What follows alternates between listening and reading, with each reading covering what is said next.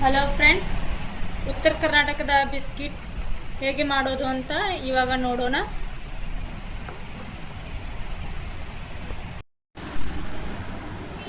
ಇದು ಮೈದಾ ಅರ್ಧ ಕಪ್ಪು, ಗೋಧಿ ಹಿಟ್ಟು ಈ ಕಪ್ಪಿಲೆ 1 ಕಪ್ಪು, ಸಕ್ಕರೆ ಪೌಡರ್ 1/2 ಕಪ್ಪು ಈ ಕಪ್ಪಿಲೆ, ಇದು ತುಪ್ಪ ಅರ್ಧ ಕಪ್ಪು, ಅರ್ಧ ಕಪ್ ಹಾಲು, ಇದು ಬೇಕಿಂಗ್ ಸೋಡಾ 1 ಟೀ ಸ್ಪೂನ್, ಇದು ಟ್ಯೂಟಿ ಫ್ರೂಟಿ ಮಿಕ್ಸ್.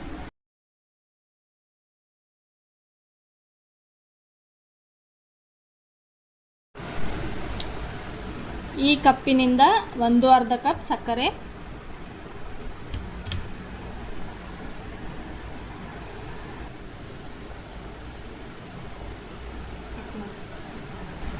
ಇವಾಗ ಇದರಲ್ಲಿ ಹಾಕೋಣ. ಇವಾಗ ಇದರಲ್ಲಿ ಅರ್ಧ ಕಪ್ ತುಪ್ಪ ಹಾಕೋಣ. ಇವಾಗ ಇದನ್ನ ಚೆನ್ನಾಗಿ ಮಿಕ್ಸ್ ಮಾಡ್ಕೊಳ್ಳೋಣ.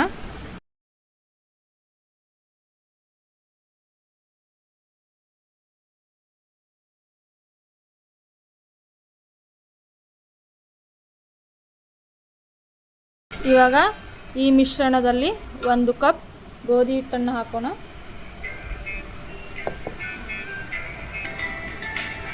ಆಮೇಲೆ ಅರ್ಧ ಕಪ್ಪು ಮೈದಾ ಹಿಟ್ಟು,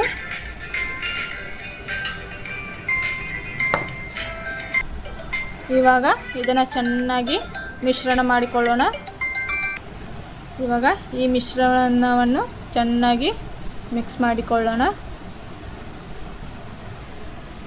ಇದರಲ್ಲಿ ಸ್ವಲ್ಪ ಹಾಲನ್ನು ಹಾಕಿ ನಾದಿಕೊಳ್ಳೋಣ.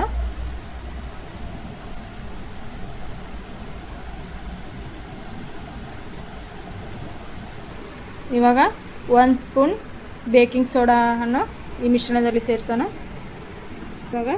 ಇವಾಗ ಚೆನ್ನಾಗಿ ಮಿಶ್ರಣ ಮಾಡಿಕೊಳ್ಳೋಣ. ಇವಾಗ ಹಿಟ್ಟು ರೆಡಿಯಾಗಿದೆ. ಈ ಮಿಶ್ರಣವನ್ನು ಇವಾಗ ಅರ್ಧ ಗಂಟೆಗಳ ಕಾಲ ಫ್ರಿಜ್ನಲ್ಲಿ ಸ್ಟೋರ್ ಮಾಡಿ ಇಡೋಣ.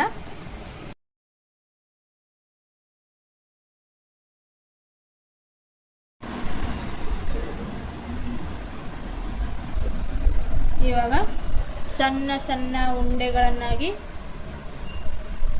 ಇವಾಗ ಇದನ್ನು ಅರ್ಧ ಗಂಟೆಗಳ ಕಾಲ ಫ್ರಿಜ್ನಲ್ಲಿ ಇಟ್ಟು ನಂತರ ಇದನ್ನು ತೆಗೆದುಕೊಂಡು ಈಗ ಸಣ್ಣ ಸಣ್ಣ ಉಳ್ಳೆಗಳನ್ನಾಗಿ ಮಾಡಿ ಈ ಥರ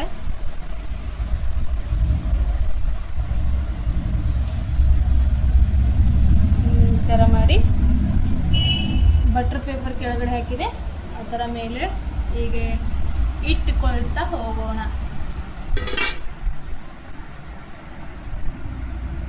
ನಿಮಗೆ ಯಾವ ಶೇಪ್ದಲ್ಲಿ ಬೇಕಾದರೂ ನೀವು ಮಾಡ್ಕೊಳ್ಬೋದು. ಈಗ ನಾನು ಈ ರೀತಿಯಾಗಿ ಮಾಡ್ತಿದ್ದೀನಿ.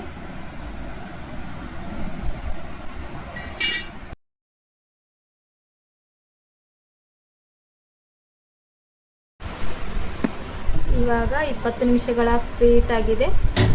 ಆಮೇಲೆ ಇವಾಗ ಇದನ್ನು ಹಾಕ್ಕೊಳ್ಳೋಣ.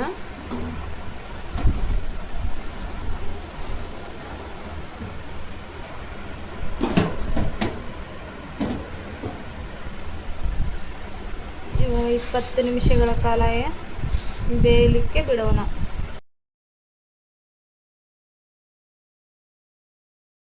ಇವಾಗ ನಮ್ಮ ಬಿಸ್ಕಿಟ್ಗಳು ರೆಡಿಯಾಗಿವೆ. ಇವುಗಳನ್ನು ಹೀಗೆ ಡಬ್ಬದಲ್ಲಿ ಸ್ಟೋರ್ ಮಾಡಿ ಇಟ್ಟುಕೊಂಡು ಏರ್ ಟೈಟ್ ಡಬ್ಬದಲ್ಲಿ ಇಟ್ಕೊಂಡು ಯಾವಾಗ ಬೇಕಾವಾಗ ತಿನ್ಬಹುದು.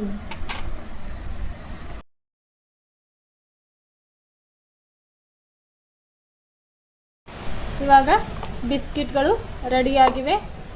ನಿಮಗೆ ಯಾವಾಗ ಬೇಕಾವಾಗ ನೀವು ಚಾ ಟೈಮ್ ಆಯಿತು ಅಥವಾ ನಿಮ್ಗೆ ಯಾವಾಗ ಇಷ್ಟ ಆಗುತ್ತೆ ಆವಾಗ ನೀವು ಸ್ಟೋರ್ ಮಾಡಿಟ್ಕೊಂಡು ತಿನ್ಬೋದು.